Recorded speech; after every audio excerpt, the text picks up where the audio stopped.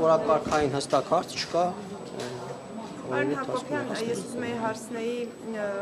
հանձնաժողովների ընտրություններից, որ կատարեց ուժեղ Հայաստանը, այսինքն են հանձնաժողովները, որոնք ընտրեցին, դրանից հետո ենթադրում եմ տեսած կլինեք մամուլում քննադատություններ, ինչ որ հրապարակումներ կան, թե դուք նկատի ունեք ՔՊ-ն Եվրաինտեգրման հանձնաժողովը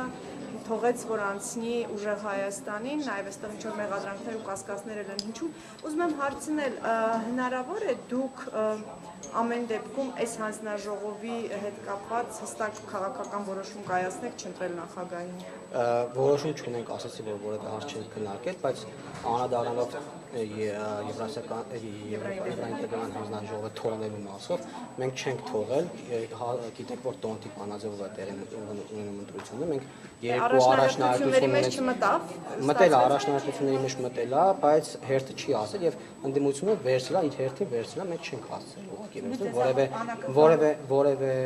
միտում չի եղել կամ որևէ պայմանավորվածություն չի եղել։ Իսկ պարոն Հակոբյան, հնարավոր է ամեն դեպքում քաղաքական որոշմամբ առանց անգամ թեկնածուին լսելու եւ այլն որոշեք չընտրել, թե կարեւոր է, թե թեկնածունով կլինի, ինչ տեսլական կունենա։ Ամեն ինչ հնարավոր է, բայց այդ մասին քննարկումներ դեռ չեն կայացել։ Խմբակցությունը կհավաքվի